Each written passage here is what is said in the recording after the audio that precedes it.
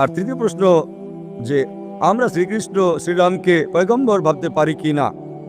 মোহাম্মদ সাল্লাল্লাহু আলাইহি ওয়াসাল্লাম বলেছেন, সহিহ হাদিস মিশকাত আল নিসাবি অধ্যায় নম্বর 3 হাদিস নম্বর 5373, যার উল্লেখ আছে মুসনাদ আহমদ অধ্যায় নম্বর 5 পৃষ্ঠা নম্বর 265 ও 266-তে।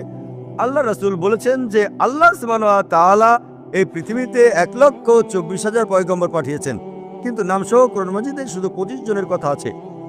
আদম আলাইহিস সালাম, নূহ আলাইহিস সালাম, ইব্রাহিম আলাইহিস সালাম, মুসা আলাইহিস সালাম, ঈসা আলাইহিস সালাম, মুহাম্মদ সাল্লাল্লাহু আলাইহি ওয়াসাল্লাম সহ 25 জনের নাম আছে। কিন্তু কোরআন মাজিদে লেখা আছে সূরা ফাতির সূরা নম্বর 35 আয়াত নম্বর 24-এ, وإن من أمة إلا خلا فيها نذير। এমন কোন উম্মত ছিল না যার কাছে আল্লাহ সুবহানাহু ওয়া তাআলা সতর্ককারী পাঠাননি। আল্লাহ তাআলা বলেছেন সূরা রাদ সূরা নম্বর 13 আয়াত নম্বর 7-এ, ولكل قوم هاد। এবং প্রত্যেক জাতির কাছে আমি হিদায়াতকারী প্রেরণ করেছি। নাম শুধু 25 জনের উল্লেখ আছে। আল্লাহ রাসূল বলেছেন 1,24,000 পয়গম্বর। আপনি আমাকে জিজ্ঞেস করলেন যে হতে পারে শ্রীকৃষ্ণ পয়গম্বর ছিলেন, অথবা হতে পারে যে শ্রীরাম পয়গম্বর ছিলেন। যেহেতু কোরআন মাজিদে শ্রীকৃষ্ণ অথবা শ্রীরামের কথা বলা হয়নি, কোনো সহিহ হাদিসেও নেই, এজন্য আমি বলতে পারবো না যে তারা পয়গম্বর ছিলেন। আমি বলতে পারি এটা হতে পারে, মেবি হতে পারে তারা পয়গম্বর ছিলেন, হতে পারে পয়গম্বর ছিলেন না, কিন্তু আমি বলতে পারি না যে তারা 100% নিশ্চিত পয়গম্বর ছিলেন।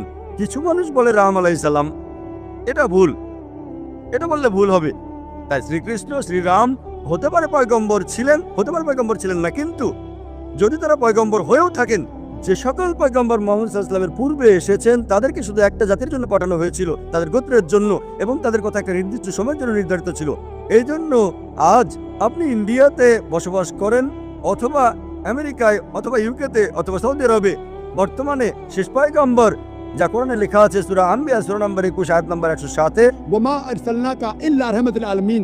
আমি মুহাম্মদ সাল্লাল্লাহু আলাইহি ওয়াসাল্লামকে পাঠিয়েছি কিন্তু শুধু রহমত হিসেবে সমগ্র সৃষ্টির জন্য, সমগ্র মানবজাতির জন্য, সমগ্র পৃথিবীর জন্য। যেহেতু মুহাম্মদ সাল্লাল্লাহু আলাইহি ওয়াসাল্লাম ছিলেন শেষ পয়গম্বর, তাকে শুধুমাত্র মুসলমান বা আরবদের জন্যই পাঠানো হয়নি, তাকে পাঠানো হয়েছিল সমগ্র মানবজাতির জন্য।